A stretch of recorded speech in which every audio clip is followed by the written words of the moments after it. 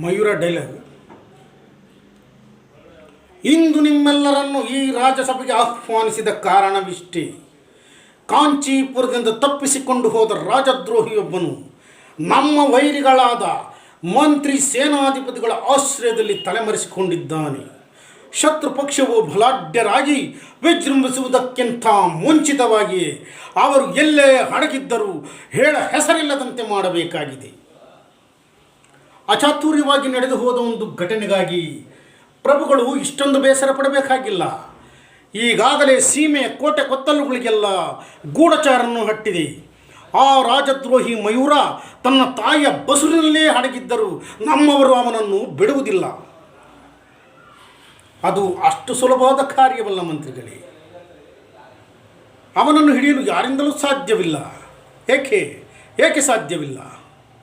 ಒಂಟಿಯಾಗಿ ನಮ್ಮ ಕೋಟೆಯೊಳಗಿದ್ದಾಗಲೇ ಹಿಡಿಯಲಾಗದ ಅವನನ್ನು ಬಲವಾದ ರಕ್ಷಣೆಯಲ್ಲಿ ಇರುವಾಗ ಹಿಡಿಯಲು ಸಾಧ್ಯವೇನು ತಮ್ಮಾಜಿ?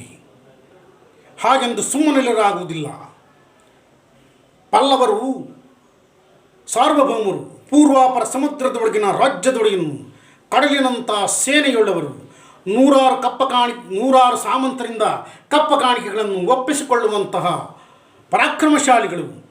ಅಂತಹವರು ಒಬ್ಬ ಬೀದಿಯ ಭಿಕಾರಿಯನ್ನು ಹಿಡಿದು ದಂಡಿಸಲು ಅಸಮರ್ಥರಾದರೆಂಬ ಅಪವಾದವನ್ನು ಭರಿಸುವುದು ದಿಕ್ಕುಗೇಡು. ಅಂದು ರಾಜಪುತ್ರನಿಗೆ ಅಪಮಾನ ಮಾಡಿದ ಅವಕಾಶ ಸಿಕ್ಕಿದರೆ ತುಂಬಿದ ಓಲಗಕ್ಕೆ ನುಗ್ಗಿ ಸಿಂಹಾಸನದಲ್ಲಿರುವ ಸಾಮ್ರಾಟರನ್ನೇ ಹಿಡಿದೆಳೆದು ಕೆಡವಿ ಮಸ್ತಕದಲ್ಲಿರುವ ಮಣಿಕಿರೀಟವನ್ನು ಉರುಳಿಸಲು ಹಿಂಜರಿಯುವನಲ್ಲ ಅವನು. ಅಲ್ಲಿಯವರೆಗೂ ತಾಳ್ಮೆಯಿಂದ ಕುಳಿತುಕೊಳ್ಳಲು ಈ ಕೈಗಳೇನು ಬಳೆಗಳನ್ನು ಧರಿಸಿಲ್ಲ. ನನಗಪ್ಪಣೆ ಮಾಡಿರಿ ತಂದೆ. ಈಗಲೇ ವಿಜಯಯಾತ್ರೆ ಹೊರಟು ಭೂಮಿ ಆಕಾಶವನ್ನು ಭೇದಿಸಿ ಆದರೂ ಆ ಮಯೂರನನ್ನು ಮಯೂರ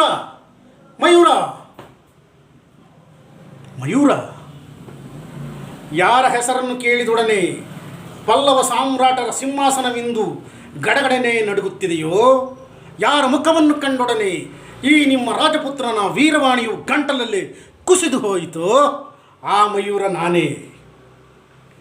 ನೀನೇ ಮಯೂರನಾದ ಮೇಲೆ ಈ ಅಸಹಜವಾದ ಮಾರುವೇಷವೇ ತಕ್ಕಿ. ಇದುವರೆಗೂ ಇದ್ದದ್ದು ಮಾರುವೇಷ, ಇದೇ ನಿಜವಾದ ವೇಷ. ಈ ರೀತಿ ಸಿಂಹದಂತಿರಬೇಕಾಗಿದ್ದ ನೀನು ಗೋಮುಖ ಧರಿಸಿ ಕಾಂಚೀನಗರದಲ್ಲಿ ಅಲೆಯುತ್ತಿದ್ದ ಕಾರಣ ಹುಟ್ಟಿನ ಗುಟ್ಟನ್ನರಿಯದ ಸಿಂಹದ ಮರಿಯು ಗೋವುಗಳನ್ನೇ ಬೆಳೆಯುತ್ತಾ ತಾನೂ ಗೋವಿಂದೇ ಭಾವಿಸಿತ್ತು. ನಾಡನ್ನು ಬಿಟ್ಟು ಕಾಡು ಸೇರಿದ ಮೇಲೆ ತನ್ನ ನಿಜ ಸ್ವರೂಪದ ಅರಿವಾಯಿತು. ಹಾಗಾದರೆ ಕಾಡನ್ನು ಬಿಟ್ಟು ನಾಡು ಸೇರಿದ ಕಾರಣ? ಹುಲ್ಲು ತಿಂದು ಬೆಳೆದ ಸಿಂಹ ಮೇವಿಗಾಗಿ ಅಲೆಯುತ್ತಾ ಬಂದಿರಬೇಕು.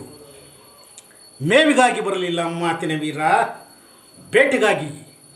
ನಿಮ್ಮಿಂದ ನಮಗಾಗಿರುವ ಅನ್ಯಾಯಕ್ಕೆ, ನಮಗಾಗಿರುವ ಅಕ್ರಮಕ್ಕೆ ತಕ್ಕ ಪ್ರತಿಫಲ ಕಾದಿದೆ ಎಂದು ಎಚ್ಚರಿಸುವುದಕ್ಕೆ.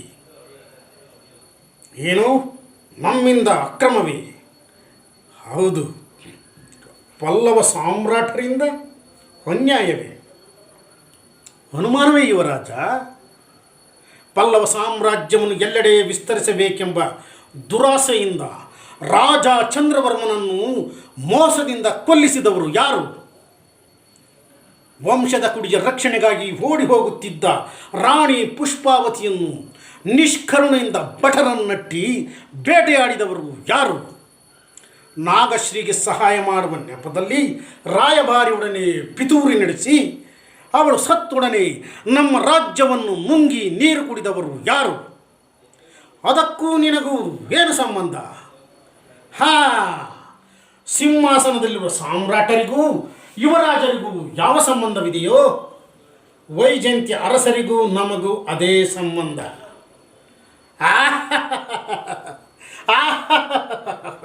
ಸೊಗಸಾದ ಕಲ್ಪನೆ. ಮೊನ್ನೆಯವರೆಗೂ ರಾಜಧಾನಿಯಲ್ಲಿ ಬೇಡುತ್ತಾ ಅಲೆಯುತ್ತಿದ್ದ ಈ ಭಿಕಾರಿ ವೈಜಯಂತ್ಯ ಅರಸರ ಪುತ್ರ. ನಾವಿದನ್ನು ನಂಬಬೇಕು.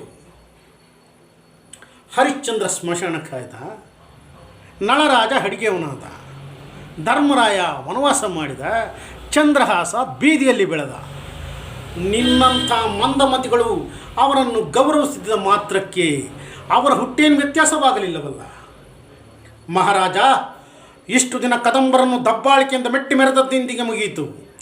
ದಿಟ್ಟತನದಿಂದ ಅವರು ನಿಮ್ಮ ಹುಟ್ಟಡಗಿಸುವ ಮುನ್ನ ನಮ್ಮ ರಾಜ್ಯವನ್ನು ನಮಗೆ ಬಿಟ್ಟುಕೊಟ್ಟರೆ ನೆಟ್ಟಗೆ ಬದುಕುತ್ತೀರಿ. ಇಲ್ಲದಿದ್ದರೆ ನಮ್ಮ ಆಕ್ರೋಶದ ಸಿಟ್ಟಿನಲ್ಲಿ ಸುಟ್ಟು ಕೆಟ್ಟು ಹೋಗುತ್ತೀರಿ.